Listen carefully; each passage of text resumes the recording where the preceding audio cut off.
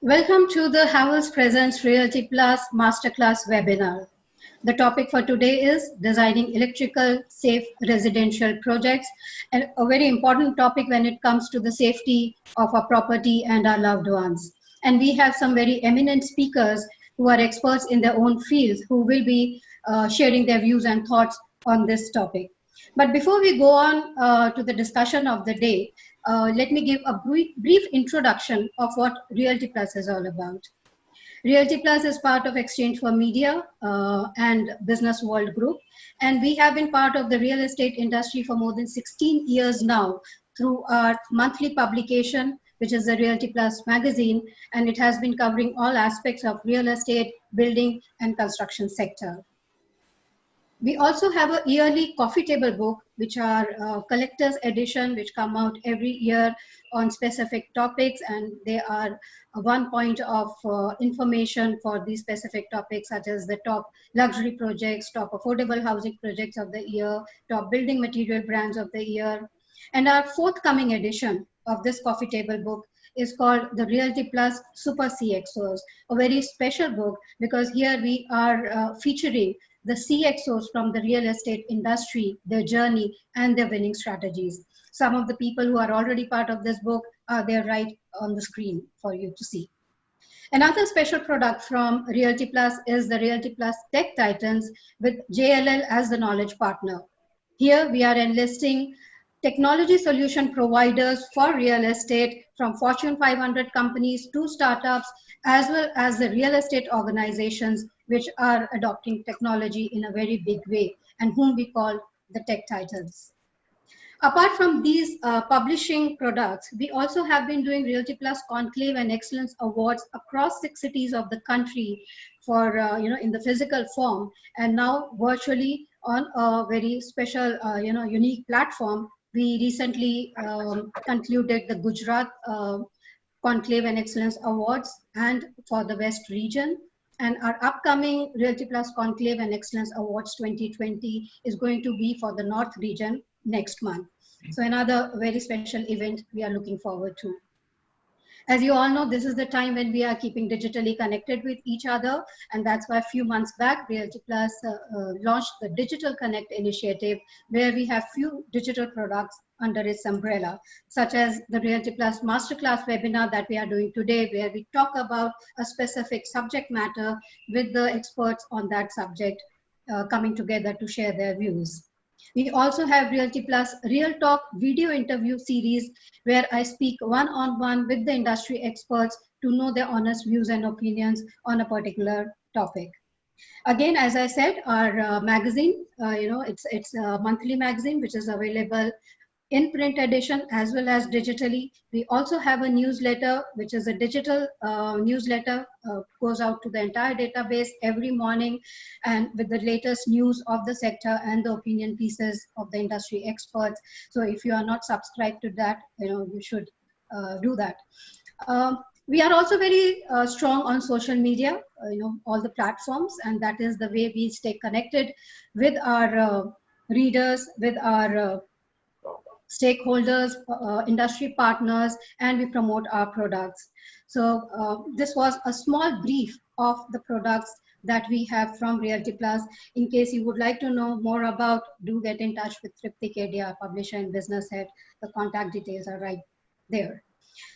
Coming back to the webinar of today, where we are talking about designing electrical safe residential projects, let me go straight to the panel discussion and introduce our panelists of the day, starting with the moderator, Mr. Deben Moza, who will be leading the discussion.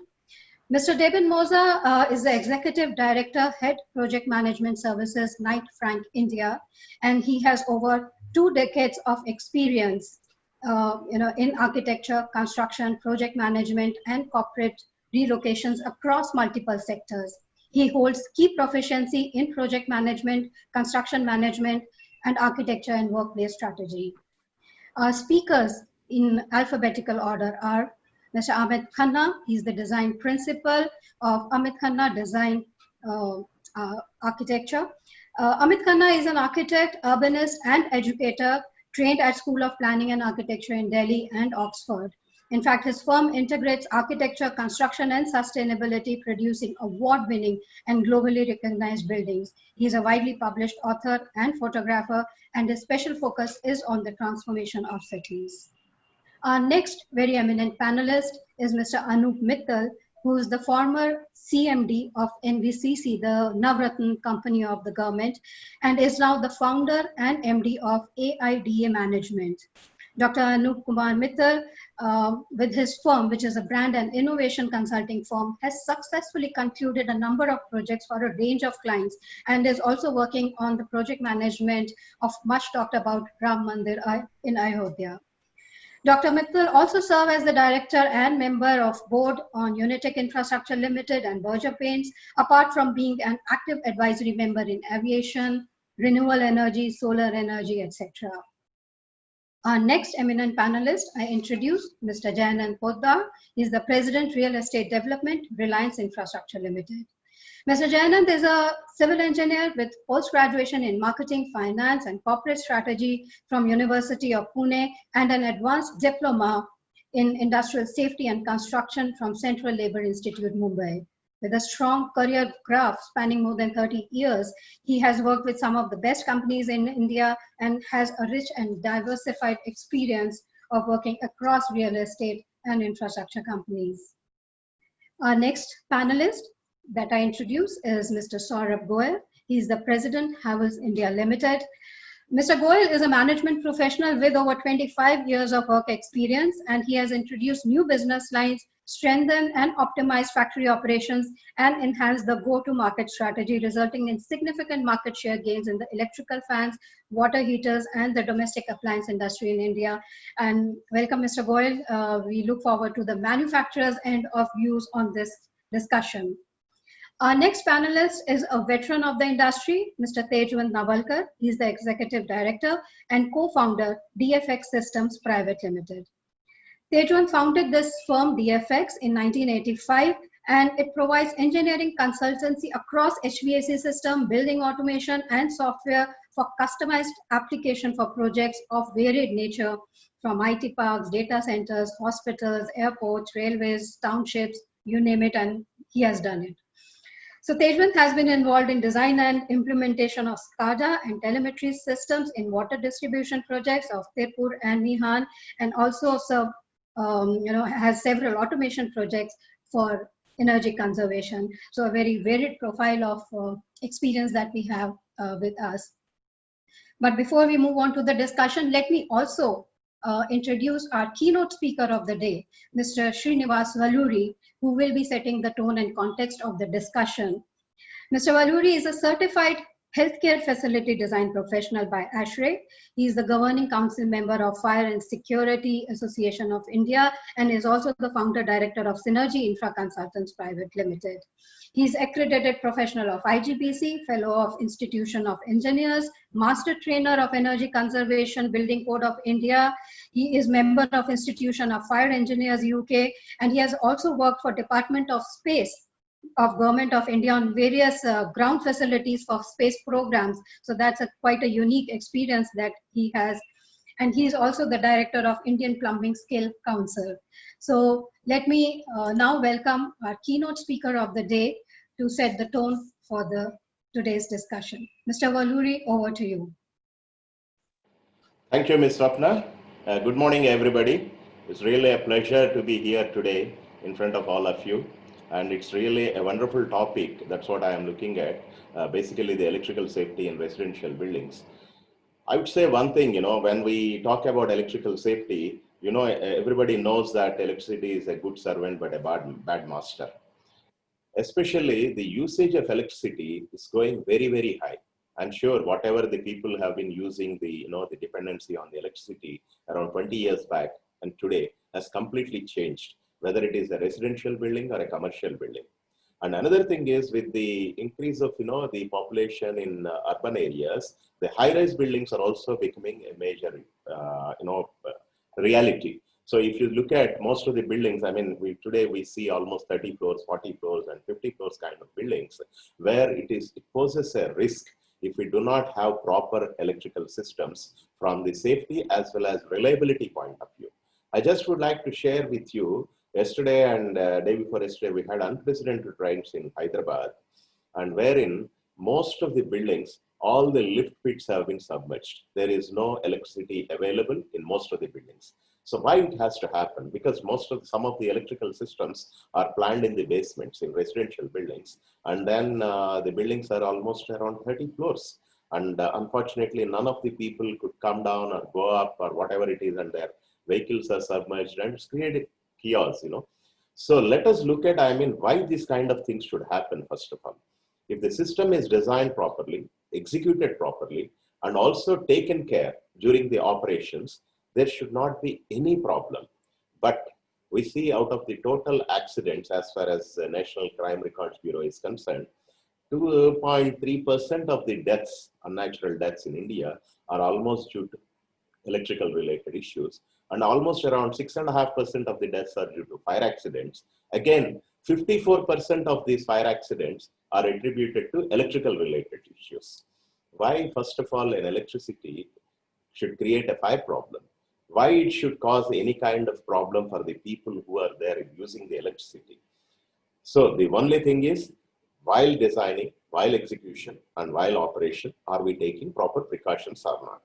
Let me just share with you some of the ideas what we have come across, whatever the ideas I have, and as well as the problems what we came across in the last 20, 30 years. When we look at, the designs part of it, especially the high-rise buildings and other things, the most important thing is proper, the voltage drop calculations, selection of wiring, and proper materials, the ISI certified materials. These are all the things which are very, very important. I'm sure most of the designers take care of these things and there will not be any issue. But the second problem is with respect to the execution. Suppose you look at the execution part, we have a regulation that only a certified electrician has to execute a job. But let us see how many installations are done by certified electricians. Definitely, we do not have that robust mechanism of certification. And the Chief Electrical Inspector Generals of every state, who is responsible for certifying the safety, generally they are looking at only up to the 11 kV installation. And most of the LT side, the distribution side, are supposed to be taken care by the certified electrical contractors. And what kind of people these, the contractors they employ for doing the execution, it will all decide about the quality of workmanship. The most of the problems, whatever we have seen, suppose in a residential is supposed to be very simple actually, because the kind of fire prone materials or the kind of leakages that can happen are limited to very few items, like, kitchen utilities, or otherwise in the case of geysers or something like that. But why, there could be leakages, there could be a problem with respect to the type of wiring, whatever has been executed. For example, the codes say we need to have 40% free space in an electrical conduit. But unfortunately, I have seen most of the electricians pulling the wires depending on their strength. So they wanted to show that I could save some conduit by pulling more number of wires. This is sheer negligence, I would say. If they're able to, follow the codes, if they maintain 40% free space, then there will be a better space for heat dissipation. And there will be, there will not be any overheating of the electrical wires. This is one problem what we see in many of the cases. The second thing is they wanted to save wiring and use joints. Many of the cases, the joints are not done properly. They just put an insulation tape inside a conduit. So what we call it as if the jointing is not proper, we call it as a high resistance fault. So probably it can lead to some sort of leakage or some sort of overheating, and wherein the entire wiring probably could result in a disaster. The third thing is with respect to the appliances and other things. The appliances, whatever we use, again, they're supposed to be ISI certified in electrical equipment. And if it is being followed, generally the problems are less. And we are also, as far as the regulation is concerned, we are supposed to have an earth leakage circuit breaker. It's also called as a residual current circuit breaker, or otherwise a ground fault circuit interrupter in some countries, whatever the name it may be. Whenever there is a leakage, the entire circuit is to be isolated. And at what point any current, leakage current beyond 30 milliamps for a duration beyond 30 milliseconds, the circuit should be isolated. Then definitely the personal safety also is taken care. The shock hazard, generally, I mean, whatever the IEC, they defined the curve, it says anything beyond 30 milliamps is going to be fatal. Up to 9 milliamps, there will not be any issue for the people. So 30 milliamps and 30 milliseconds, since it is the threshold limit, so the RCCBs are designed to take care of up to that point. And in some of the installations we have seen, especially, some companies who are very finicky about safety, they have an replica circuit breaker for every appliance. That means whenever, so that the reliability of the other equipment is taken care. Otherwise, it will isolate the whole power. So that's the reason they try to decentralize these ELCBs or RCCBs. So there will not be any issue for the rest of the equipment if at all there is a leakage. And also the identification becomes very easy, even though it's a bit expensive. So the earth leakage circuit breakers, what we have seen in many of the cases, even though they are installed, designed, installed, and erected at site, whenever there is a fault or some tripping happens, the electrician goes and tells the owner, sir, this is giving nuisance trippings, without checking anything. They are supposed to identify which circuit has given this kind of problem and how do we take care of them. I mean, whatever the problem is to be taken care. But instead of that, they simply bypass the earth leakage circuit breaker. Then what will happen? The next time, whenever there is a fault, there could be a fatal accident. If you look at NFPA, they say 33% of the fire accidents are due to, the electricity, 33% due to arson, and 33% due to negligence. But in India, almost 60%, 54 to 60% are only due to electrical related issues. So we see, I mean, this is one of the leakages is one thing. Other one is overloading. Overloading can happen, whenever the people generally, they do not understand. There is a 5 amps socket and they try to plug in a bigger capacity appliance. There is a possibility of overloading and the wires could get overheated. And with more number of wires in a conduit, it can become a disaster. This is another issue. The other thing what generally causes is, so we could look at leakages, overloading, and another one is short circuits. Generally, these kind of short circuits are very, very less, but most of the cases it is only leakages. We had also seen, I don't know whether you heard about it, in one of the hotels in Delhi recently, a person, died only due to electrocution because of electrocution in the, the leakage in the geyser. When the geyser, when she started taking up the water, automatically she got electrocuted by that and then died. So these kind of incidents are very, very, too many incidents have happened. And these are all the things, could be easily prevented by having proper electrical works executed. At the same time, a basic, knowledge of how to use some of these appliances and what kind of precautions could be taken care. And also ask electricians at least, once in a year to come and inspect the job. Generally for us, once it is installed, till a problem arises, we never look at it. So this is one of the biggest challenges what we face. Every user should understand that any equipment, whether it's electrical or mechanical equipment, it needs some maintenance, some kind of regular checks. So if these basic things are followed, I'm sure most of the installations can become safer. So this is what I think the discussion is going to take place today. The most important thing I would like to look at is the training of the people, and where the Government of India also is taking a lot of interest in by setting up the National Skill Development Council.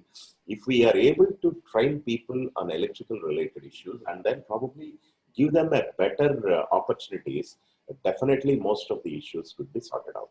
And over and above this, a bit of knowledge dissemination among all the users of electricity will definitely help.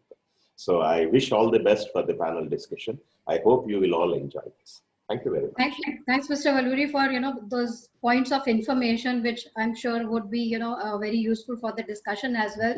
We will ask you to also stay back and join the discussion. I now hand it over to our moderator of the session, Mr. Devin Moza. Please, take ahead the conversation.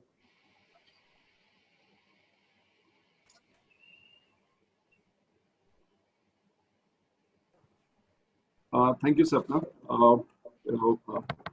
It was a really enlightening talk by Srinivas. and a lot of takeaways from everyone. Uh, Yesterday, when I was having a pre-webinar chat with all the panelists, uh, I did some research on what happens and what's happening in India because of the fire hazards. And the data I got from the web was quite mind-boggling. So from 2015 to 2018, we've lost almost 61,000 lives due to fire, and 12,748 people died in 2018. That means around 35 Indians die in a fire every day. The electrical short circuits, the data shows around 1,400 people die, and there are almost 2,000 fire accidents caused by electrical short circuits. And I think with the point which Srinivas made was, lack of awareness, lack of skill development, and the lack of maintenance leads to that. There's another statistics which was quite startling was every fifth fire death in the world happens in India. So, in the time span of 120 years, electricity has become such a vital part of our daily life that it's hard to imagine living without it. Electrical applications have brought additional efficiency, comfort, entertainment, safety, and security to our homes. But as is the case with many good things, the advantages don't come without a downside. Electricity, if managed wrongly, can be dangerous.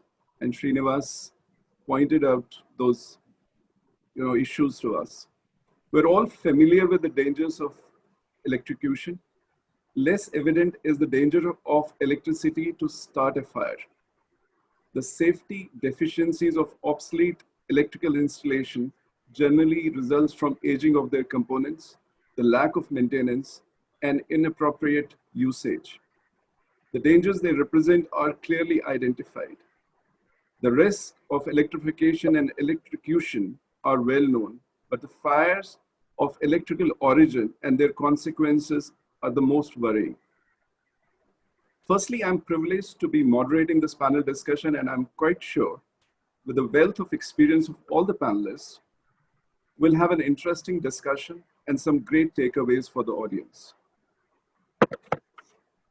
I'll kick off the discussion by asking the questions that draw out some of high-level themes, ideas we should be thinking about for almost 60 minutes, and then we'll open up the chat box for 10 minutes for Q&A and give the opportunity to the audience to ask specific questions that they have been thinking about to help them overcome the challenges they face in their business. So my first question is for Amit. Various design and engineering solutions to improve safety of electrical systems have been deployed over the time. These solutions have been captured in technical legislation, national and international standards, and sound engineering practices. In your opinion, what is the role of a consultant, especially an electrical consultant, in a project at an initiation stage, and how he can contribute to the evolution of design? Because in most of the projects we see that the design is mainly led by the architects. Since this question is addressed to you, since you're an architect, when do you involve a consultant in a project? Is it at the design brief stage, or once you're done with the design, then you pass it on to the consultant? So I would like to answer that in 2 or 3 parts. I think as a first response to your question, we would like to normally involve consultants as soon as the design is progressing beyond a stage where we know that the formal arrangement has been fixed. So just like you would involve a structural engineer while you're finalizing the plan, you do tend to bring in an electrical and especially a fire safety consultant at that stage. Um, I would like to say that in the 20 years that it's been since I graduated from college, and I've seen a remarkable progression in terms of how buildings are designed in India. I would say that even 20 years ago, I mean, this is when the time when developers like DLF, etc., were still coming to the fore. They have, and other developers, they have been able to bring together great knowledge, right, to the real estate industry. And the reason why that happens is because you're doing these projects with international consultants. International consultants have certain standards that they are not flexible on. I mean, we as Indian practitioners, we tend to be very flexible with our clients. You know, we are trying to appease them and trying to maintain the project flow at the same time. Having worked with clients like, you know, the American Embassy, they don't want to waver from their specs even for a little bit. So I think one point is that there has been a very, very good progression in terms of how buildings were designed, let's say 20 years ago, and how they're approached as right now. I think the other thing is that I just want to add is that no one underspecs or, you know, electrical consultant intentionally. No one wants to bypass the electrical consultant. No one wants to say that, no one intentionally says that this isn't important. What tends to happen is, like you rightly described, is that it's the first thing to get sacrificed when something of an aesthetic nature comes up. Let's say in most high-rise buildings, the LT riser and the HT riser are in the lift lobby. The lift lobby, you know, the developer will walk in, or let's say the owner will walk in and say, you know what, this is looking a bit cramped. How can we make it feel a little bigger? Yeah, let's reduce the shaft size for the risers. And I think that sacrifice is something that you as an architect have to push back against, that you have to sort of say that this is very, very important. But then you're not flexible, right? As you said. So you have to be inflexible on these things. And it's only when you grow as a professional that you learn to be inflexible on certain things. Our profession is dominated by people who will say yes, unfortunately. So let me have a consultant's view. Tejwant, what would you would like to add to it? Like, is a preference given to a consultant, a services consultant, the way it's being done in projects is like they come in picture at the last stage when the designs are being done. So what has been generally they are brought in much later actually, because what I feel is the consultant, especially the fire and the electrical consultants and even the plumbing consultant, all the consultants should be brought on board much earlier than the plans are running, because very often I come with an excuse that, oh, this is now frozen, now it's a fait accompli, so you manage it within that. And sometimes I have also worked on projects where a complete service shaft has been converted to an elevator shaft because somebody wanted a direct lift to the top floor. So such requests have come in and we have accommodated, but finally it's at the expense of the services compromises. Important thing about what Amit said about no one wants to underspec. I agree with that, but the point here is diversity is a factor which is grossly misunderstood. So where people, that is where there is a make and break situation which happens, because calculations are very fine, but how much of diversity should I apply? Because the connected load tells me 40 kilowatt. How much is the diversity? Now that will depend on the usages. Effectively, like we assume that okay, in the mornings we have air conditioner used in X rooms. In the nights it will be in the bedrooms, and in the geysers in the morning. And so those assumptions is what we make, and then we proceed on that. But as the the comfort levels and the buying power of people increases, the same 2 BHK flat or a 3 BHK flat is now consuming almost 30-40% more electrical consumption compared to what was happening. Maybe there's AC in every room. There's a lot of other factors coming in. And another peculiar situation which has come in today because of this COVID-19 pandemic is that everybody is working from home. So now effectively, if you assume that I've got say 100 flats in the society, and on an average 2 computers per flat, so 200 computers. So it becomes virtually like a data center. Now that computer, as we all know, generate a lot of harmonics. And once the harmonics come in, the neutral cables which have been provided are woefully inadequate.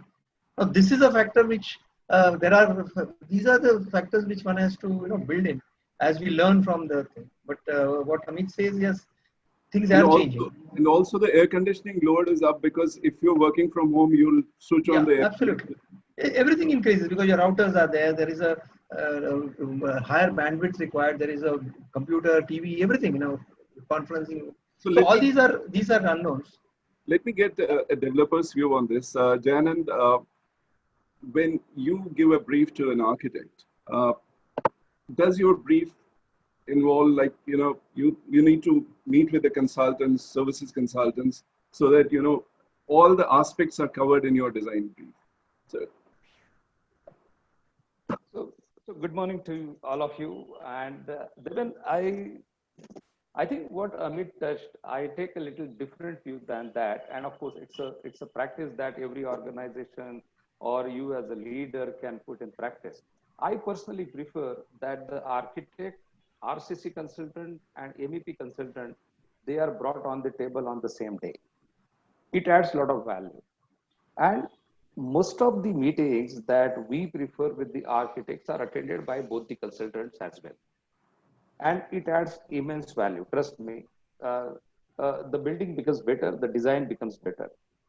Second thing, what Amit has said, the provision of shafts. I think nowadays there are very nice looking, cladding is available, where the lip lobby looks very nice, even with the shaft is next to that. And there are quite a few buildings. But of course, this practice was there. Third thing is probably the approval part. Very few people are today in the developer community who are not complying and trying to find out shortcuts. The buildings are becoming better. Let's understand that. The people who are buying the buildings, they have become wise. Their awareness about what is being provided and what needs to be added, it has gone up. So to that extent, the whole building structure is also improving. So for me, I think I prefer to bring all the three together. Personally, I spend a lot of time on discussing and deciding the design basis report, which Mr. Navalkar will agree, it's the basis, for the entire project to be based on. And right. Once the design basis report is frozen, then it becomes the Bible for the project. It makes a big difference. Yeah. So what we're saying is aesthetics and safety. It has to be balanced.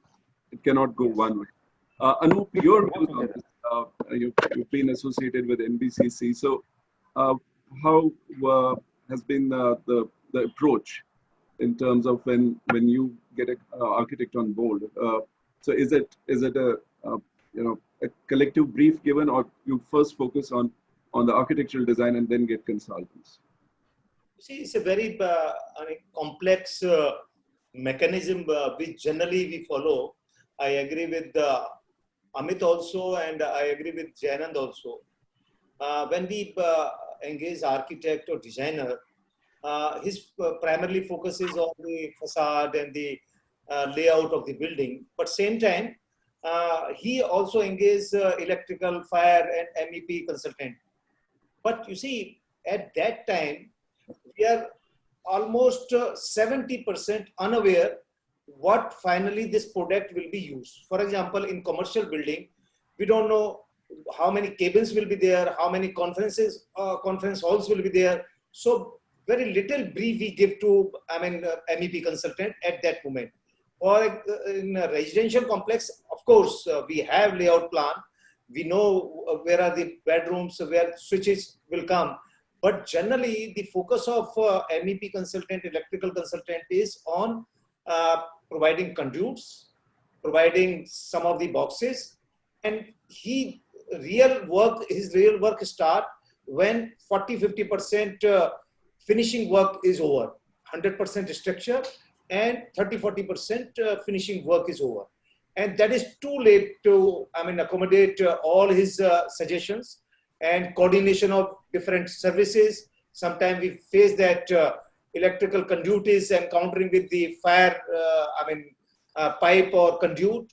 Sometimes in shaft also, so much cramped shaft. No pipe is, all the pipes are not, all services cables are not accommodated. So this is a real problem we have.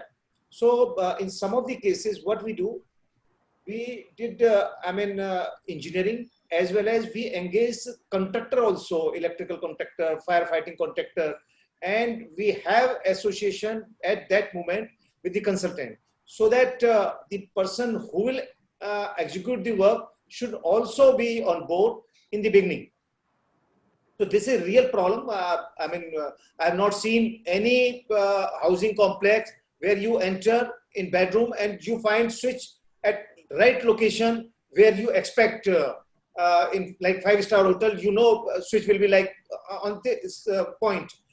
So in housing complexes, in 80% cases, we are totally lost. So this is a real problem, and this problem is not with builders or contractors, consultant also. We all are responsible. That is one. And second very important thing I would like to share here, we must have some provision in our contract with the consultant as well as contractor to give at least 10 years guarantee and services, AMC, like in roads, like in lift. Nowadays, in suppose Otis is providing lift, all the major contract provide that they will maintain and run those lifts for 10 years. Of course, they will charge for that. Similarly, firefighting agencies, electrical agencies should also have similar kind of provision, so that they are responsible for all kind of things. So these are few things which we have encountered, and these are my suggestions. Right. So since you touched upon the having the AMC part, there's a question which is there in terms of it's been observed that the last mile execution is the major cause of the electrical fire. What measures can an organization take to address the big skill gap that exists in this execution? Because what we've seen is that you'll have right designs in place, you'll have great contractor, but it's about that electrician who's doing the final connections, how well he is trained to do justice to the design. We spoke about there are certain deficiencies in sort of putting the design and the consultants together. But my question is to Tejwant, in terms of where do you see that skill development there's a gap there? Is it because we don't have the contractors who are qualified enough, or they don't get people who are trained enough to execute this kind of a work? Okay. Traditionally, what happens is the people who go to site are the greenhorns. That means the first freshies who come in are sent to the site, because all senior guys would like to sit in comfort of the air-conditioned office and not go to site. So what happens is the people who go to site generally are those who are not even experienced in understanding what is involved in that. So typically what we had tried an experiment some time ago, to create what we called a building design engineering sort of a elective at the end of the 4th year or the last year, where we talk about these subjects, because basically what happens, the plumbing, the electrical, whatever they are taught and what is required on the field are really totally disparate, which is a fact in all disciplines. So we had thought of creating this sort of a base, and part of that is they go to a site a couple of years, they spend as interns, actually only executing what they have learned, and then they come back to design, and then that experience that they gain at the field is brought onto the table on the drawing board. So this is one thing we had attempted, but somehow it did not carry the the industry sort of push that was required to bring the university and the industry together. That did not really materialize. But I think this would be a worthwhile, this forum which we talked about yesterday also, could be used to promote such courses which are typical to an industry like a building design, which is you pick out all electrical, because it's a mixed match of everything: electrical, water, all of it should coexist and coexist in harmony without causing problems to each other. So this sort of an integrated finishing type of a course with an internship on site would help in mitigating this sort of a problem that we generally face, the industry faces. So my question to Srinivas is, in your keynote address, you spoke about skill development, and you represent a forum where you have all the consultants part of that, forum. So how do you see that improving? Is government doing enough to provide a skilled, labor who understand, especially the electrical works? We know that for basic concrete work or bricklaying, everything, that it doesn't need that much. But electrical installation is something which is very critical. It's matter of life and death. So is government doing enough to promote skill development? Yeah, see, the government has been trying to do something, but unfortunately what I am finding is there is a huge gap in that area. If you see any guy who is working as a helper to an electrician, the next job he is becoming an electrician, and the next job he becomes an electrical contractor. This is what we have been seeing. Unfortunately, I mean, within 3 years or 2 years, he is an electrical contractor. He comes to us for a job.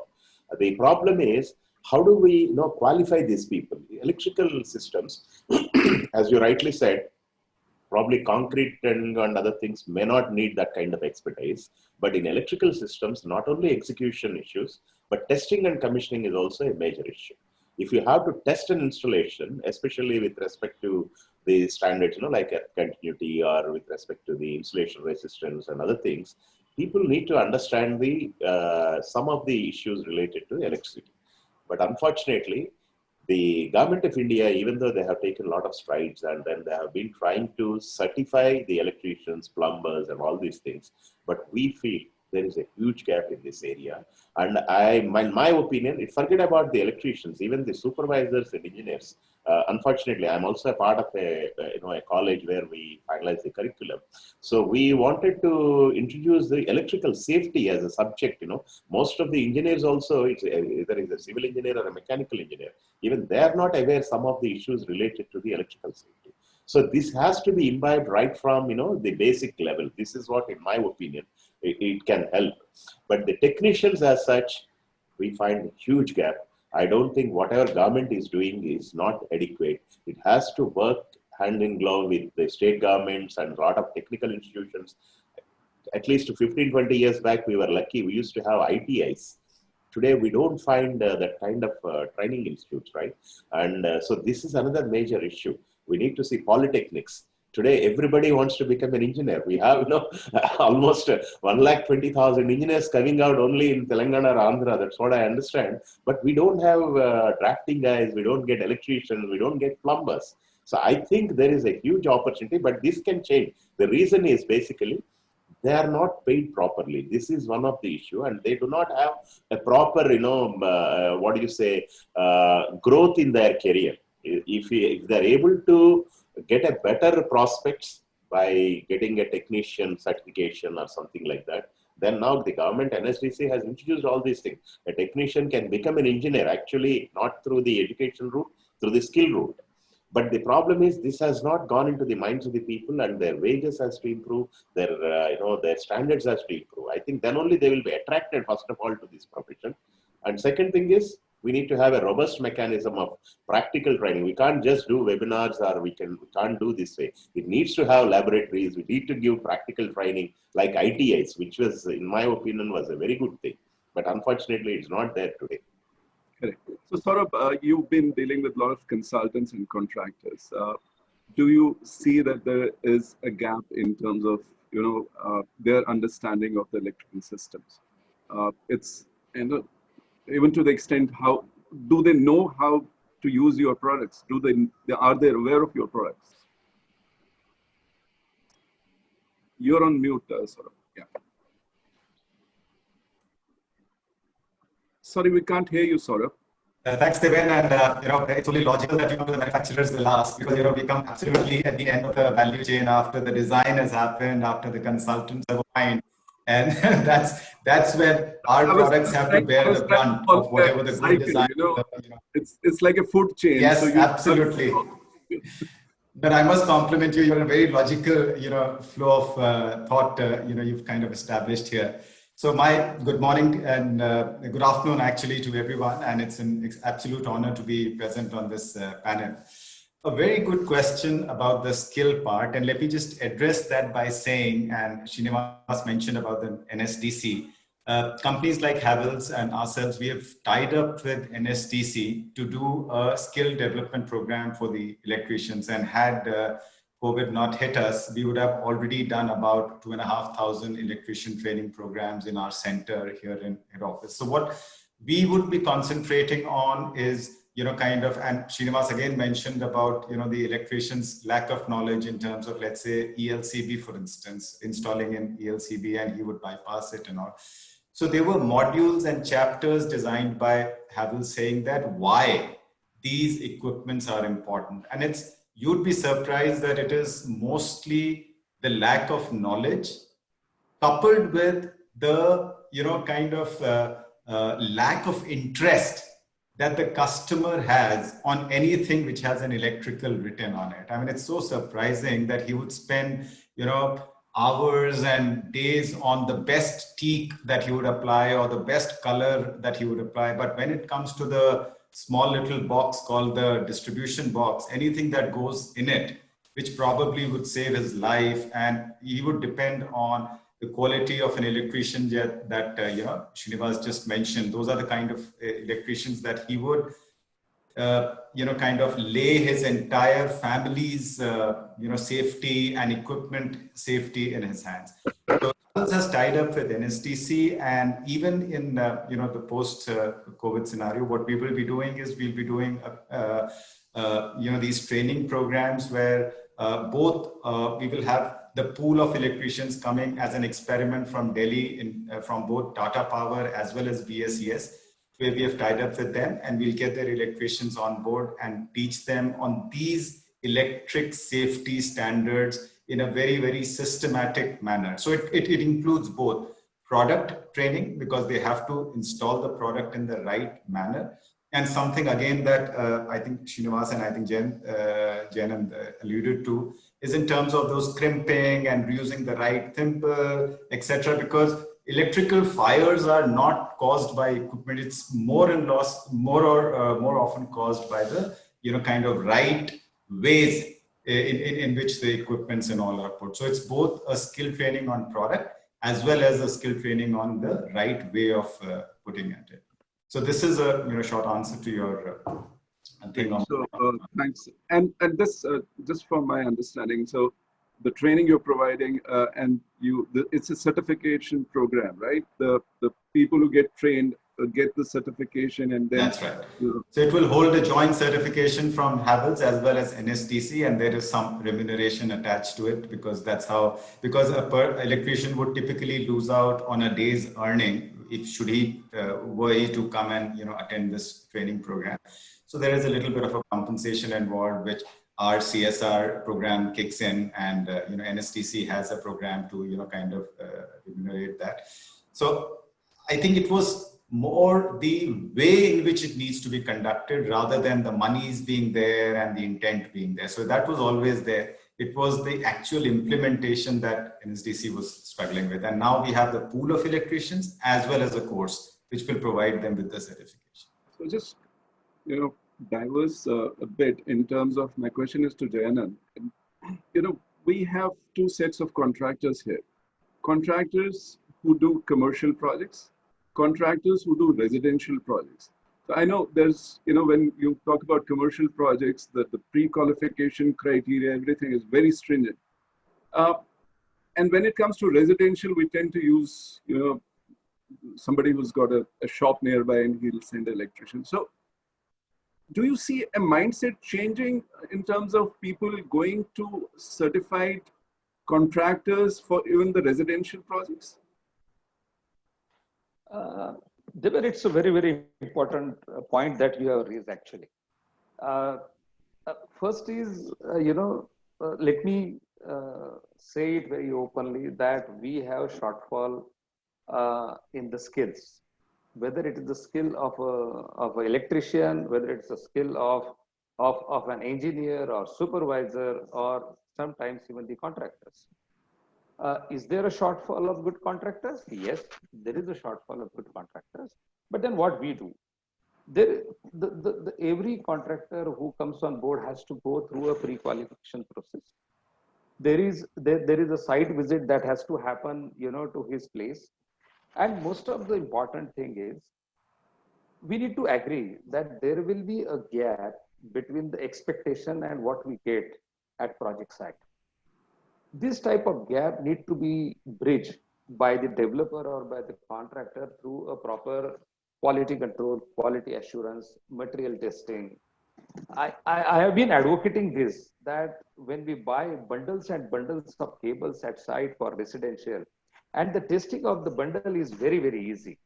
Why the testing is not done? And trust me, many of the times I have found material that is coming to the site is also compromised. So that needs to be replaced. So these are very small things, but they can be done. There is a gap, yes, but we still have to deliver a good building. We still have to deliver a good house.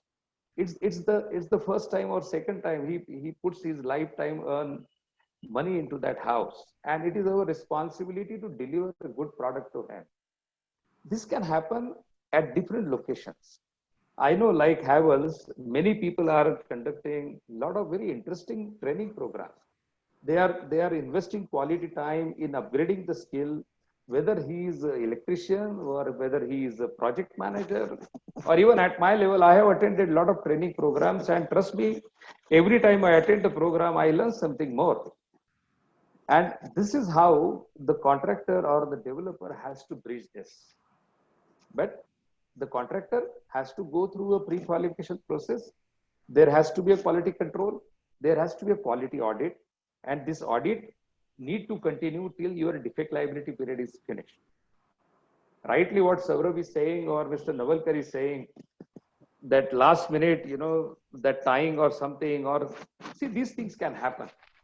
In a building, I don't know, I don't have data, but maybe Mr. Navalkar will be right man to say, there are thousands and thousands of points. If you take a residential building or a residential tower, is it possible that every that is being tied up is it possible to check?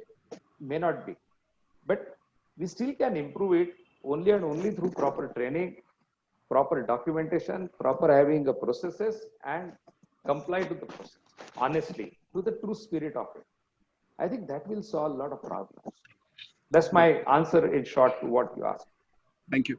So, Saurabh, you spoke about, the majority of house fires are caused by the failure of electrical circuitry, right? The connections. How, in your opinion, can a preventive maintenance and regular checkup play a role in minimizing these faults?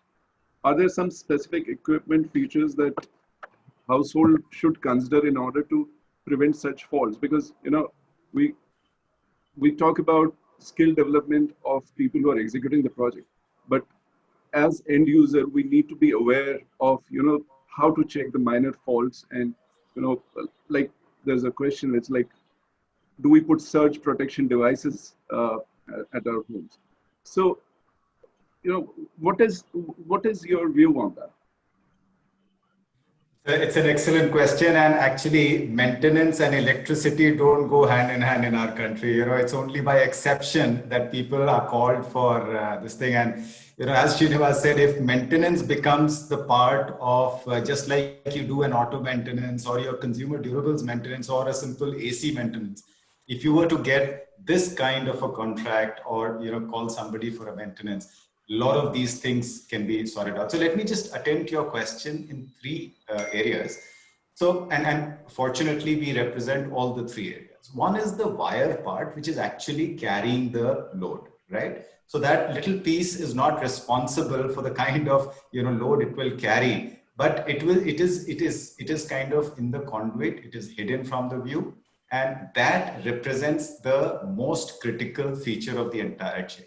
Second part is the monitoring equipment that, you can place it in your distribution boxes, etc. And, there are some suggestions that I would have there. And the third part, which causes all this, is the equipment side. And as you alluded to that, right now we are working from home and we are using so many, things. And in fact, we are experiencing them. This is causing, I have started noticing my Mixie causes so much of, noise, value and all, which, earlier never occurred to me. So in all the three, let me, just say that, what can be done in all the three sides. So let me come on the equipment side first, which is the most important cause of the failure. So the moment you, include your appliance to the electrical circuitry, this appliance becomes a part of the entire electrical circuitry, right? And any fault in the appliance results in a fault in the entire electrical circuitry. It's a very common knowledge, that.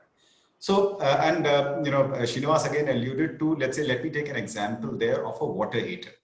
Now, we were the first ones to come in the market. I remember about 6 years back, we introduced ELCB as a compulsory part of a water heater, right? And there was this very, very sad incident of a national level weightlifter losing his life. He was a junior weightlifter in Delhi, just because he switched on the geyser, and it was kind of water was there on this thing, and there was an earth leakage on the body of the water heater.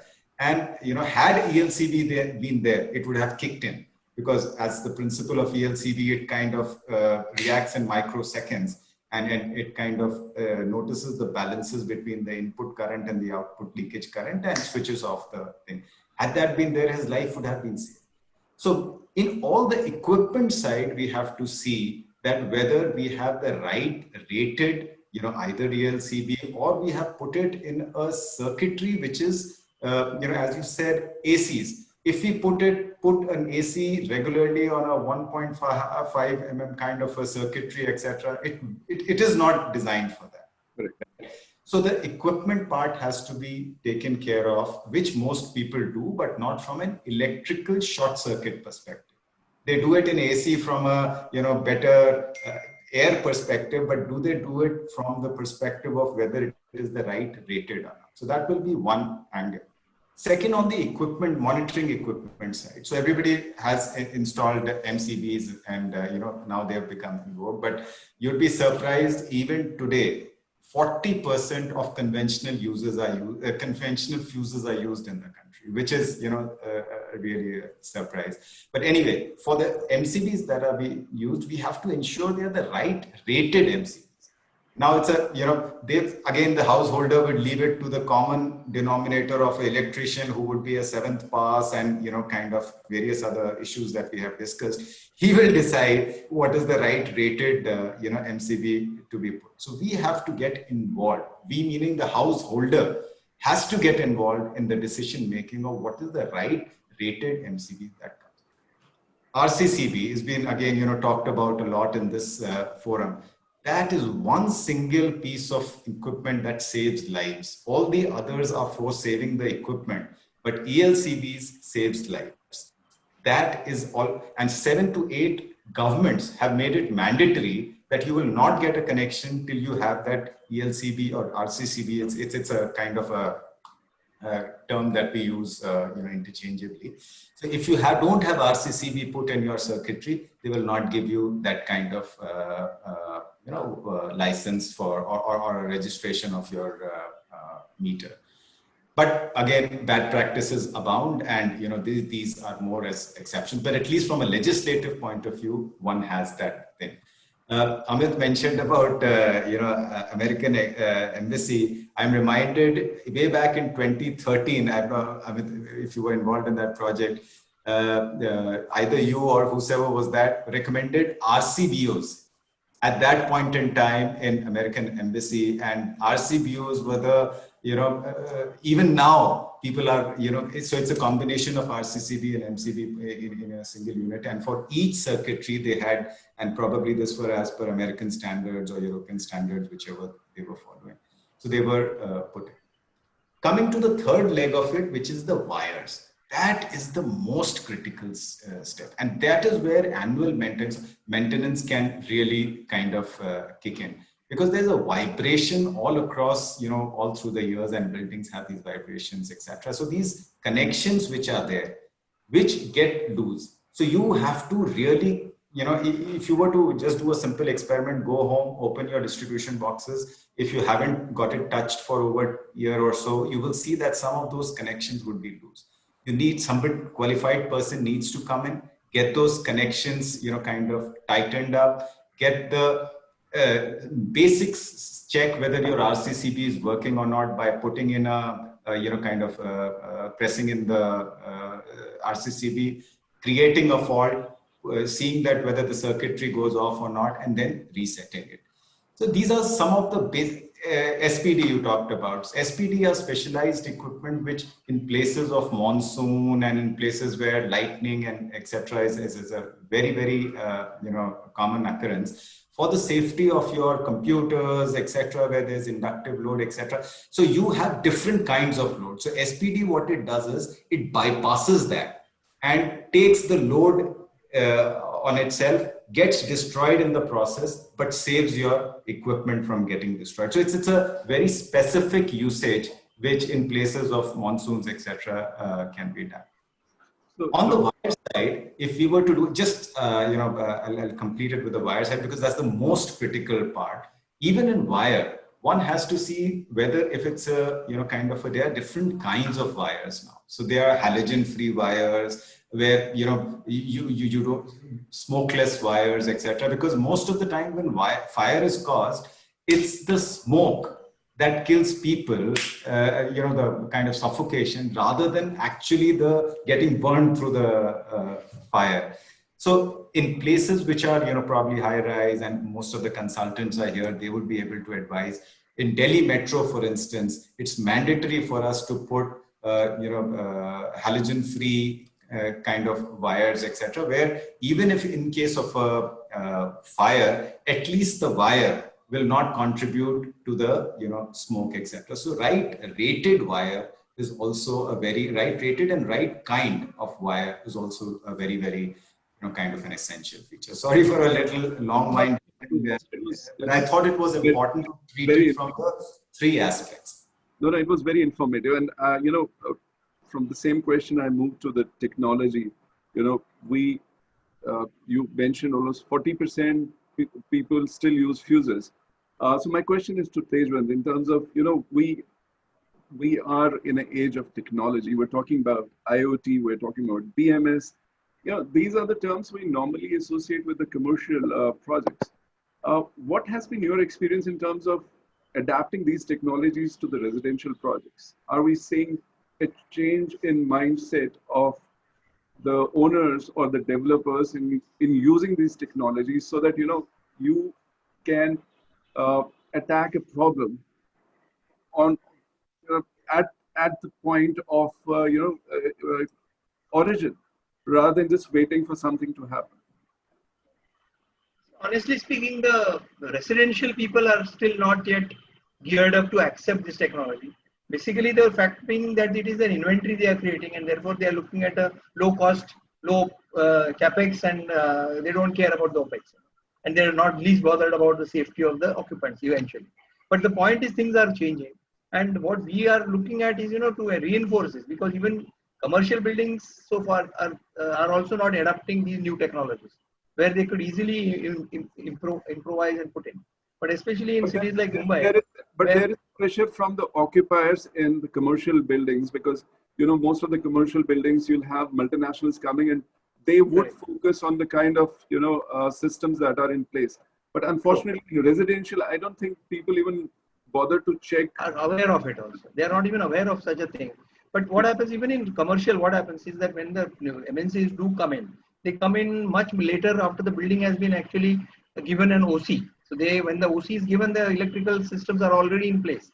So a lot of things are in fait accompli, because I am a strong proponent of this vertical trunking system, because that eliminates cabling and bunching of cables and all the imponderables about the bunching of them. And it also gives me a lot of flexibility in terms of expanding, because the needs are changing. Today there is a need of 10 kilowatt, tomorrow it becomes 20. I don't have to do much juggling around. The vertical vanes with the smart metering concept coming in now, being accepted by most of the electricity boards, I think even in the residential system, it would make a lot of sense, because today what happens is, on the ground floor, I'm asking for a large meter room, because if I've got say 100 flats or 150 flats in a large, tall 34-story building, getting 120 meters fitted in on the ground floor is virtually an impossible struggle and a fight between the architect, the owner, and the consultant. But if I go for a vertical trunking system, I have every alternate floors or every 3 floors or 4 floors meters spread out across the 34 floors. And metering is all taken on the IoT based approach, where it comes down at a central location. The second benefit of this is that every individual, two things happen. One is that temperatures rise because of the heating up of the DBs, panels, and so on. Now we have a fire detector, early warning fire detector, but they are not really at the place where this is happening. Where the slow brewing up of fire, potential fire risk is building up in the panel areas itself. Actually, I'm surprised. Very often during commissioning, the commissioning contractor does not have a thermographic camera, which is actually ideally required to identify whether the connections are tightened or not, because he immediately gets heated and unbalanced. Because even imbalance, very often the RYB, that is red, yellow, and blue 3-phase, is not balanced. This also causes a lot of risk, which is easily shown up in these cameras. So what I'm suggesting is that even in residential, looking at these cables being replaced by vertical trunks, putting temperature sensors at the panels and the critical DBs and so on, and monitoring the usage of the individual owners. Because if I have designed a particular flat or a complex for a say 10 kilowatt or 20 kilowatt load per flat, if he is consuming more than 20, an early warning signal can be given for him to sort of take corrective action. Is it leakage? Is it overuse? Is it overloading on that? So these are the type of things which builds in, and it also acts like today you have got CCTV cameras as security barriers. They record things are happening, and investigative. Whenever an investigation is called for, you look at these images. Same thing. I can create these type. These are basically images of my consumption, my happenings, my alerts, my temperature, and in case the fire does occur, pinpointing responsibilities, whether it is negligence, bad design, bad maintenance, bad execution, is easily accountable. So you are really getting into a non-negotiable instrument for accountability. That leads to a question which I have for Amit, and then I'll come to you, Tejwant, on that. We all know that the electrical and fire safety construction budget is 5% of the total construction cost. So what Tejwant just mentioned, how do you accommodate that in 5%? Because it's a matter of life and death, right? It's a matter of safety. So how do you, convince? We talk about CAPEX and OPEX. So when you are, with your client, do you discuss, the return, ROIs, and in terms of what benefits they would get if they would spend, say, 1% extra on the electrical and fire safety systems? Well, the sad and unfortunate answer to that is, if you pay peanuts, you get monkeys, right? You talk about 5%, and 5% is the total cost of electrical works on a building, right? The labor cost is normally less than 1%, right? On a building which costs 4,000 rupees a square foot, you wouldn't be paying more than 50 rupees a square foot to the electrical contractor to be actually doing the work. Now, there are multiple issues here. One is that you're expecting him to compete with the bottom half of the pyramid, right? In the sense that there are a lot of contractors out there and he has to bid to get the job. On the second hand, you're expecting him to have all of this equipment in place, right? Which is that every helper of his needs to have a bag of thimbles in his, when he's walking around, so that every time he needs to make a connection, he knows that he's not supposed to twist the wire, join them together and put tape on it, right? Because, as Saurabh very rightly said, the copper conductor is multi-strand, right? It's not a solid piece. when you do a connection which is a twisted and thing, it frays over time, and it disintegrates over time. The FRLS coating also wears out over time. You need to have somebody who has the experience and the knowledge and the intent. Now, no electrician, even the greenhorn who has become the helper and who has become the contractor, he doesn't want to do a bad job. He just doesn't know better, right? He doesn't know better, and he's not being paid to do better. So, But my question, Amit, I'm sorry, I'm just you know, intervening right now. Is my question was to you as a consultant, how much effort you put in convincing a client, or you do a juggling with your budgets, your 4,000 square feet, that the functionality cannot be compromised with aesthetics. So I was coming to that point in terms of, we know that if there's a contractor who's quoted low, he would pay low salaries. So hence you'll get the, less skilled people to do the work. But, the whole process starts with a consultant. So as a consultant, how much, influence you have on the client to pay you extra percent for him to have a safe building? I think the number changes as you go up the food chain. I think if you're working with people who have experience in making buildings, and it's not their first building, then they never compromise on such things.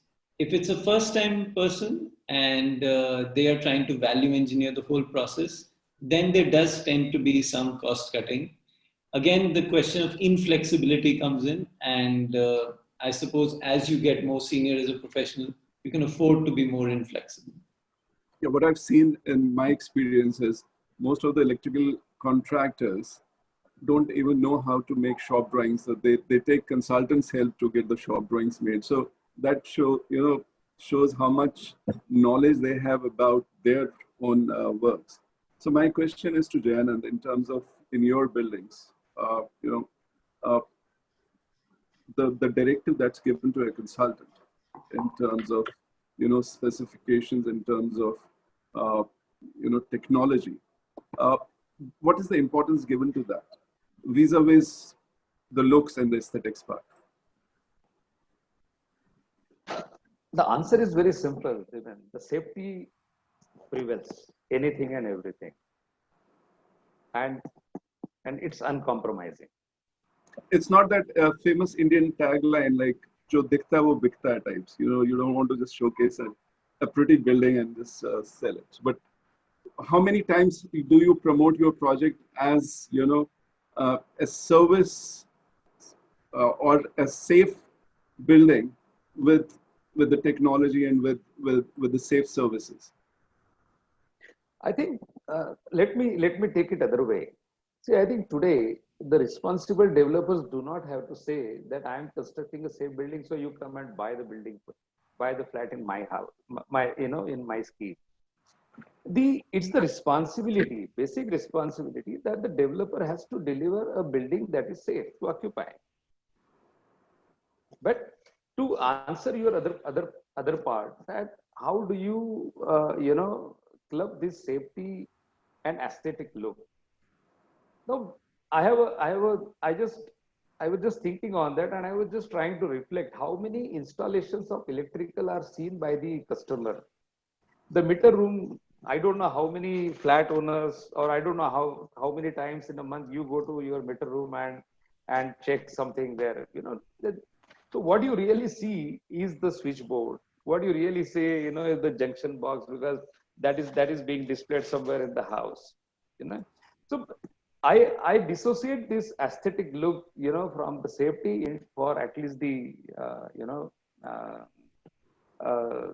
electrical installation. I again say that the safety has to prevail.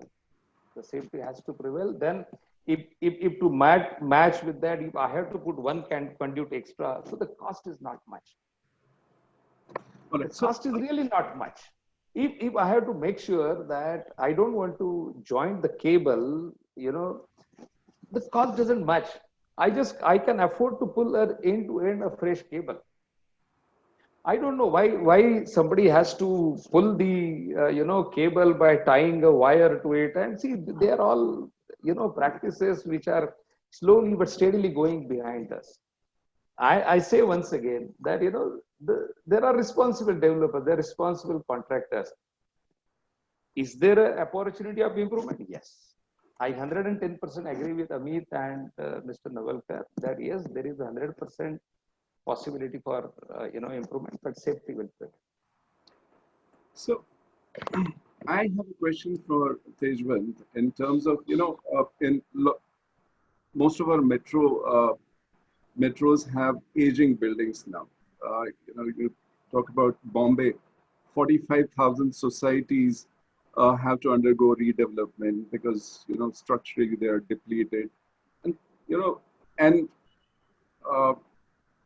I don't know when they'll get redeveloped, but they're still using those, gadgets and, electrical appliances.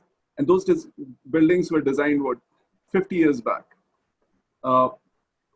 And now we see the challenge in terms of, as we're saying, that we're working from home, the new gadgets are coming, and the backbone is that weak backbone.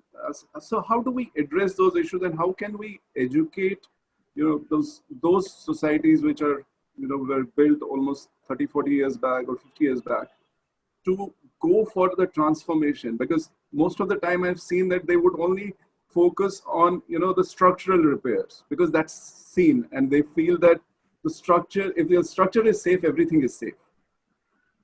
But it's the internal, I can say, circuitry of the building which, is weak, right? So what is the message you have for those people? Actually, that is a big challenge actually in the old building rehabilitation or restructuring and reconstruction. Primarily because the conduits are embedded in the slabs. Most of them have done tiling and cladding, and on top of that, so pulling them out, and they are all in MS conduits, PVC conduits, whatever the case may be. But pulling them out is not a solution, and the only way forward in such a matter, in such a case, would be to have a completely new cable going all the way from the meter room up to the individual flats, and then internally having to redo all that, which is again not affordable, because most of these old dilapidated buildings are generally housing tenants who pay very small amounts in terms of rents, which is so if that rental is almost in 3 digits, 4 digits is their luxury. So if that person is asked to spend on sort of reconverting all this into new construction, it is difficult. Redevelopment has a lot of challenge in terms of area available, because it is so closely packed. I mean, in fact, I am staying in a 45-year-old building just now where I'm staying, and I am going through the process of redevelopment, and I find that giving frontage to the shops with a limited area when I rehabilitate becomes impossible. And with the court ruling of the fire tender movement being completely open to sky, so I leave about 4.5 meters completely open to sky, reduces my frontage completely, and with further to that, I have about 5% of green space to be provided on the ground, not on the podium. All these constraints put together, redevelopment becomes a challenge, where if you go for a cluster development, which is a very ideal thing for a Mumbai type scenario, where you take a group of 5 or 6 buildings together, then it makes a lot of sense if we can go for redevelopment. But other than that, it's an unsurmountable challenge to restructure the electrical installations. But is there a mechanism where the government authorities, like they do a health check of a building in terms of structure? Do they do a health check of a building in terms of the electrical installation? No, it is not done. That electrical, it's only structure which is mandatory, and because people go for it because it is mandatory. There is no such requirement on electrical safety nor fire safety for that matter. If I don't have a water tank, because right now 40, 50-year-old buildings do not have a water tank for fire water tank. So that it is just you live with it, So they just recommend putting some CO2 extinguishers every floor. That's the end of it. But the biggest challenge is water as well as electrical, because all these are embedded behind fancy tiles, and ripping them open is a nightmare. It's like redoing the whole thing, which will cost them substantial amount. So Srinivas, what is FSAI doing in terms of educating the people, especially who own the old houses, making them aware that they should get a fire safety or electric safety audit done for their buildings, because as I mentioned earlier, the amount of accidents that happen because of the short circuiting, they're huge. Right. You see, Mr. Mosen, Mr. Devan, what will happen is, you have to make everybody aware as a general public. It can be done only by companies like Havells, Siemens, or somebody, This has to go through some sort of ads and then TV commercials and things like that. But I'll tell you, the societies, wherever they're there, at least they should be educated that there has to be a check on every electrical installation once in a year, and by a qualified electrician. This is what we have been talking about. Unfortunately, I would say 90% of the workers who are working on electrical installations are not qualified. They do not have any kind of certification. In India, I mean, this is a fact, because we don't have, even they are not aware. I'm sure most of the developers are accepting it because of the timelines and other issues. And if these people, if they can bring it, the only thing is awareness can be brought only by two ways. One is, an experience where there is a problem, somebody got a short circuit and somebody has got, some casualty, then immediately everybody will start talking about it. The second thing is only, how we can reach them is only through the kind of some sort of awareness programs, community awareness programs, which is a very, very difficult task, because we tried to do, in fact, we had been to 2-3 communities, and we called everybody that, this kind of audits are important. Let me check up the ELCVs, RCCVs, whether they're in working condition or not. Nobody turned up. Because they have more better priorities probably than these kind of issues. So getting this kind of into the minds of people, in my opinion, is not easy. But it can happen by some sort of programs through, because the visual media is one of the most important things, I feel.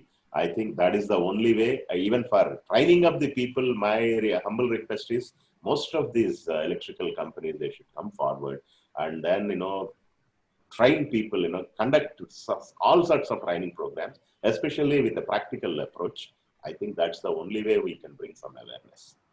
I think as a group, what we can do is we can, actually prepare a white paper and through Reality Plus, submit it to government as a recommendation, and hope that there's some action to it.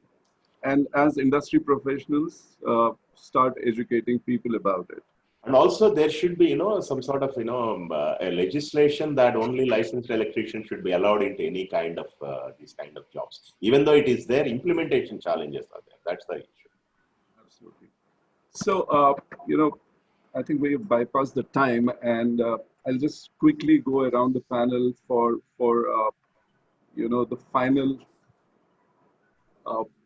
a short quote today for the audience, and then I'll open up the forum for Q&A. Starting from you, Saurabh, what that one message you want to give it to the audience? Right. So it's not about the cost, I would say. It is always about the priority. Nobody, if explained that it's a matter of life and it would reflect on your expensive equipment, will compromise on the cost. It's always about the priority. So just be involved, or at least as involved in the electrical decision making as you are in some of the choosing a fridge or anything like that. So electrical safety is in your hands. So do not delegate it to somebody who's trained or semi-trained and all. It's absolutely to do to you. that will be my real message to the people. Tejwant, your message for the audience. Yeah, I would say that nothing is fit and forget. It needs to be looked after, just like your kids. You cannot just let them happen and then you expect them to grow. So similarly, also effectively electrical systems, be AC system, whatever the system, it's never a fit and forget situation. You have to look after them, tend to them, and ensure that they are maintained in the proper health as we would look at human beings. Great, thanks. Amit? I think I would agree with Saurabh that when you are designing your system, don't leave the last point of connection to an unknown person. Pay that person well so that he does a good job of integrating this whole system. Thanks. Jayanant? I think my message is, everybody says there are challenges, there are problems, and in spite of that, we are still doing good jobs. There are good buildings that are coming up. So my compliments to all the execution people, the manufacturers, the consultants, the developers who are contributing in making the execution better and better. My only urge to them is work on how can you make it more simple. How can you make it more simple that a probably unskilled or semi-skilled or partly skilled man will be able to comprehend how he can do his work exactly. Maybe you can use posters or something that is simple. So make the execution processes as simple as possible. I think that will take us, to where we want to go. That's my message. Thanks. Srinivas, your message to audience. my the point is basically we have to look at some sort of education which has to start from early age. This is what I believe in. And because electricity is related to everybody. It's not that only some of the electrical engineers or consultants are aware, but everybody should know because everybody uses the electrical appliances. And the second thing is the contractors, the workers should be treated well. They should be paid well because let me tell you, the electricians, they are getting not more than 10 to 12,000 rupees. I mean, your entire job is dependent on a guy who is getting paid 10 to 10,000 rupees, whereas Swiggy delivery boy gets around 30,000 rupees per month. A driver gets around 30, 40,000. So I think we have to look at improving their standards and getting them educated in a better way. This is what I feel is a better say. So my concluding remark is, which is I read it in the morning, is you can't rely on jugaad when it comes to safety of your family and yourself. So this is a typical Indian word we use, jugaad, and I think we have to get rid of that. Thank you so much. So my final note is, as we move towards rapid urbanization and development, our government should be more proactive in implementing fire safety laws and create awareness.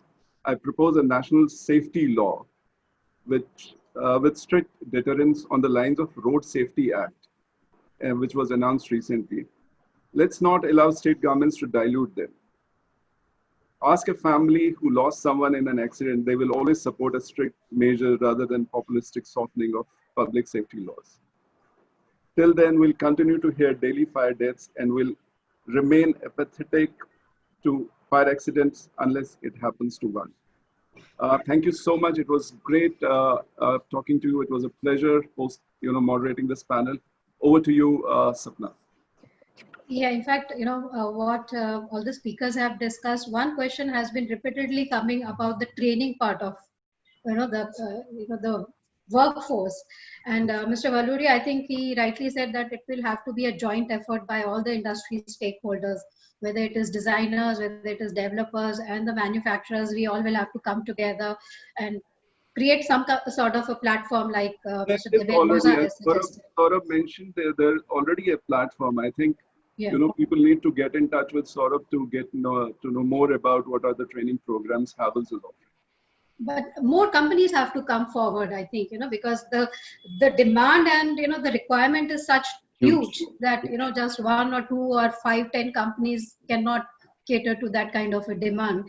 So that kind of gets addressed in the discussion. Mr. Valluri, there is a question for you which says, do we need to update the standards, the electrical standards for residential buildings, because they are getting taller day by day and getting more complex day by day. So do we need to update and modify the codes for residential buildings?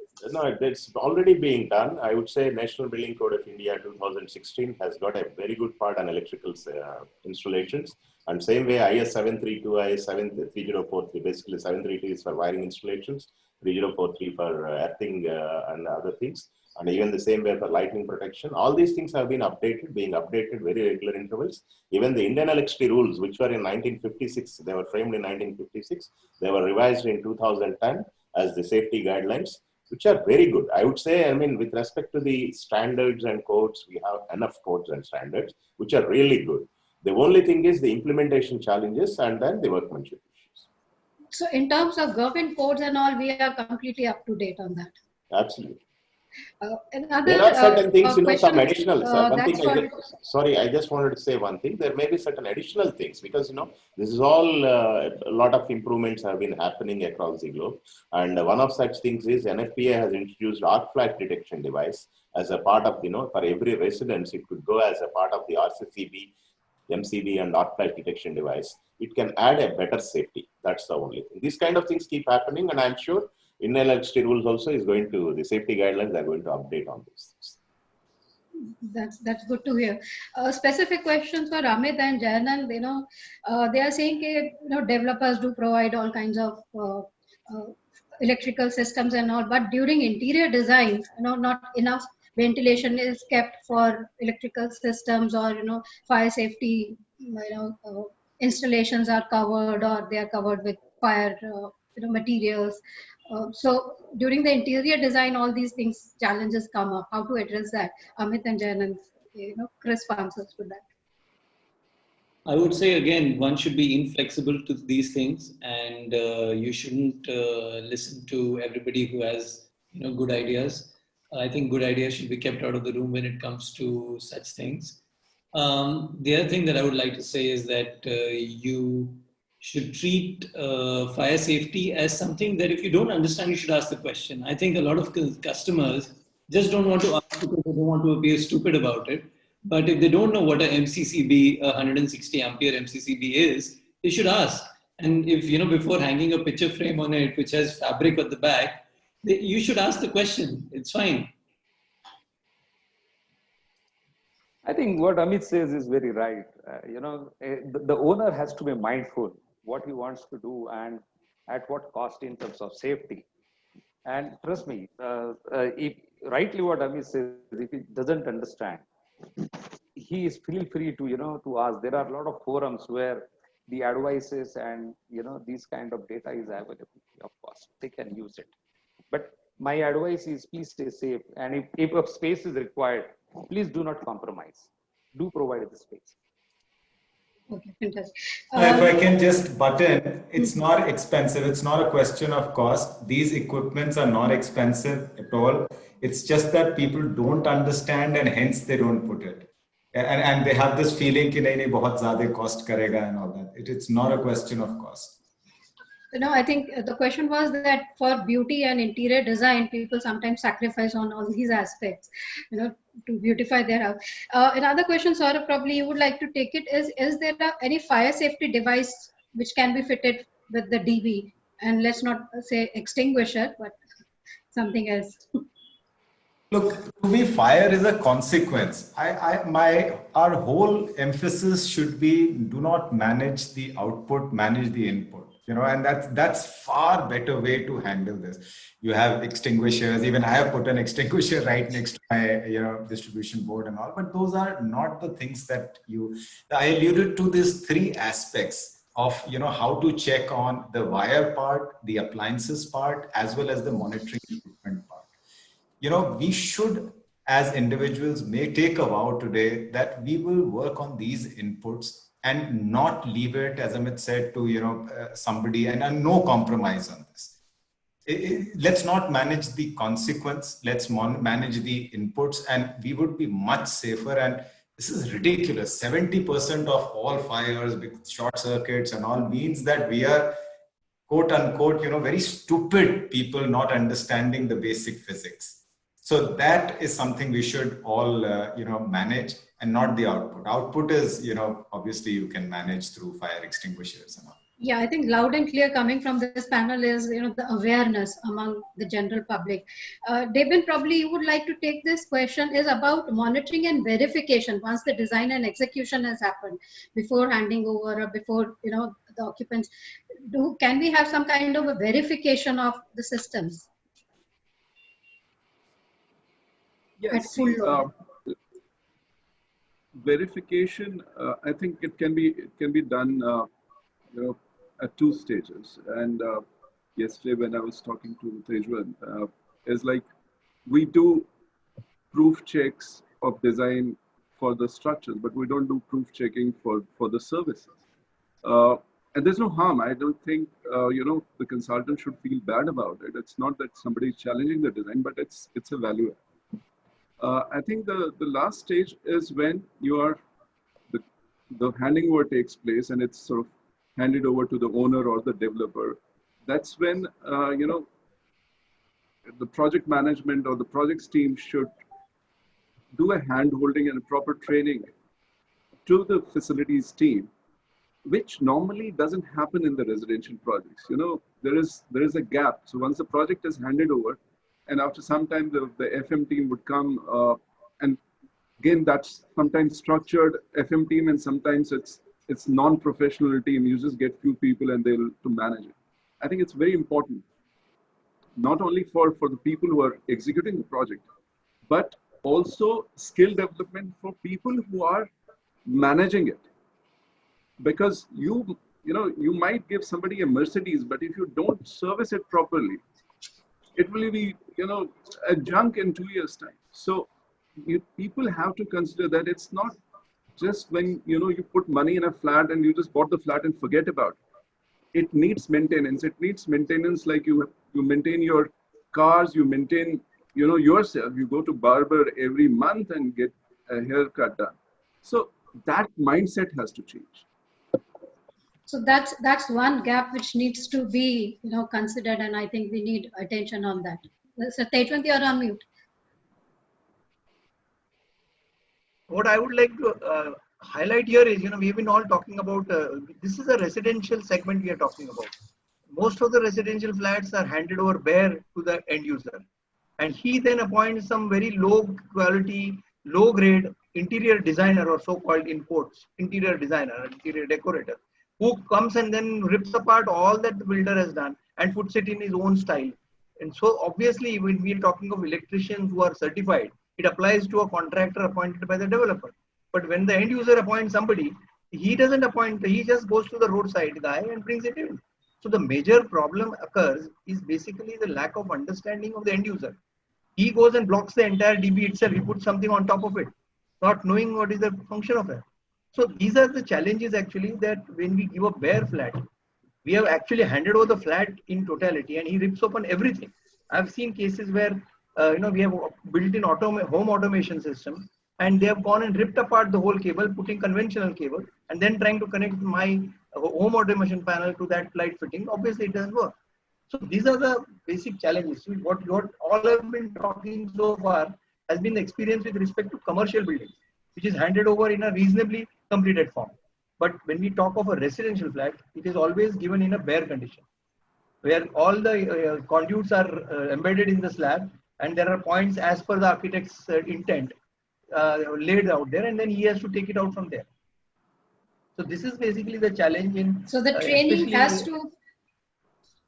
No, the end user has to be, again, there has to be some sort of a mandate on or a legislation which prevents people from appointing, non-qualified or not qualified enough interior designers at the last mile, which Amit was talking about. Last mile happens through these unqualified people. I think like the commercial buildings have, the developer has certain guidelines for, for the user to do the interior work. Correct. Those similar guidelines need to come from a developer, which can become a guideline for anybody. So you can bring any contractor, but what would go in that flat or that residential development should be as per the guidelines laid by the developer. Right. Do's and don'ts. I would like to make a point here, that whatever may be the kind of changes during the interiors or whatever it is, if we have an RCCB, in my opinion, which is not bypassed, it will take care most of the leakages and other things. MCBs and all basically for the overload protection, but any kind of leakage, it will be taken care in the system and people will be safe. I would also like to add one thing here that in terms of flats, perhaps the better way to do it is that you terminate at DB, right? And you terminate at a RCCB. And beyond that, there is only limited damage that a interior designer or a contractor can do. I mean, no offense. But No, I tend to disagree on that, because what happens is that if I've designed it for a particular amperage, and if he goes and puts 10 times that amperage, the damage is done. Even if you're RCB or something, it doesn't trip beyond that. No, so but problem MCBs is that will trip off, definitely. If so you basically overloading, the problem is, so the overloading is an issue, effectively. You see, if he is trying to overload, then MCBs will trip off. I mean, Correct. the only thing is the discrimination has to be proper. This is one of the questions we had asked in our poll. That over the period of time, the residents keep on adding gadgets and it overstrains the electrical systems. Are they aware of it? Yes or no? Which can lead to electrical fires. So this was one of the questions we had asked. I would like to, sorry. 78% said yes, they are aware. I think this is a little less. If it should have been, it would have been encouraging if the number was more on that. So, but still 78% are aware that, straining the systems can lead to electrical fires. Other results are still more encouraging, where we have asked if MCB trips repeatedly, does it mean there is a fault in wiring an electrical system? Yes, 88% agree that yes, they know about that. We also asked them if they are aware of fire resistant wires and cables now available in India. So again, 88% are yes, they are aware of it. Mr. Valluri, you want to add there something? No, it's okay. I mean, what I just wanted to say, with respect to the overloading, whatever Mr. Navalkar was talking about, whenever there are some additional things and other things being done, the major problem what we look at is the MCB and wiring is not properly coordinated. The current carrying capacity of a wire, generally they take 1.5 square mm or something, which takes only 6 amps or 8 amps. But whereas an MCB provided is 10 amps, then, it will not be able to take care of the overload things. This is one issue. And second thing is some of the wiring, whatever we had seen is, I should not say, but there are a lot of spurious materials also in the market, unfortunately, with the same kind of brands and other things, which we are not discussed at all, because I don't want to bring up this subject, but this is a fact. It's a fact. I'll tell you, in one of the installations, a 95 square mm cable, which is supposed to take 135 amps, it is getting damn heated up at 60 to 70 amps itself. Then that is when we identified what is the problem, then we found it's a spurious material. So this is one of the major difficulties. In such cases, definitely the MCBs may not trip, but the wiring may get into, the fire or whatever it is. But in all such cases also ELCB, which is, a leakage, if you have a proper earthing and other thing, it will protect us. And with this new additional device of arc flash detection device, I think we'll add a lot of safety to this. Yes, that's a discussion for another day. The unorganized sector, Sure. how to. But it's a major problem in India. Let me tell you. I'll tell you. This is one of the reasons. We can have an entire session on that. Absolutely. I just would like to say one point. This is one of the reasons most of the developers, they would like to supply materials themselves rather than giving it to a contractor. Especially, there are two problems here. What we see, most of the electrical items, they have a list price and they offer 40 to 50% discounts. So people think they get more discount if they buy directly. And second thing is they'll avoid any kind of spurious materials. But this is a major menace in the market, actually. So on that note, I think there are a lot of challenges that need to be addressed. But as per our poll, shows that there is awareness among people, but that needs to be increased, I think. And the industry has to come together, as Mr. Moza, summarized the entire session, this thing. I would like to now invite Mr. Yogesh Podwal, GM for Havells India Limited, to offer the thank you note to our speakers and express the gratitude. Mr. Podwal, can we have you on the screen? Yes, video is not getting on. Good afternoon to all. Let me introduce myself. I'm Yogesh Pudwal from Havells India Limited, taking care of the marketing responsibility. And my primary job is to bring the innovative product so that the protection circuit in the buildings, residential, is like zero error, and the minimum in the kind of installation errors is minimized, and thereby the future fire has been controlled or minimized.